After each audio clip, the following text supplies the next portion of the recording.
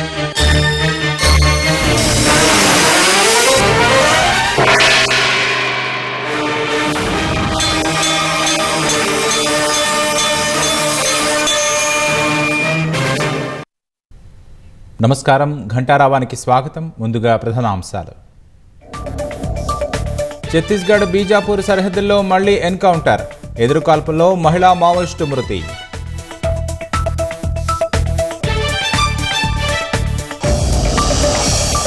సూర్యాపేట జిల్లాలో 2 వర్గాల మధ్య ఘర్షణ.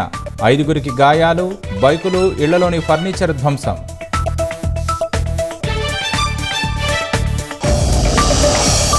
విజయవాడ హైదరాబాద్ హైవేపై తగ్గిన టోల్ రుసుములు నేటి అర్ధరాత్రి నుంచి 2026 మార్చి 31 వరకు అమలు.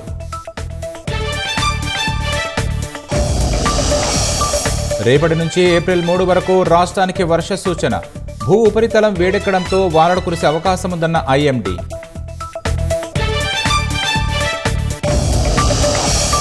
దేశవ్యాప్తంగా ఘనంగా రంజాన్ వేడుకలు.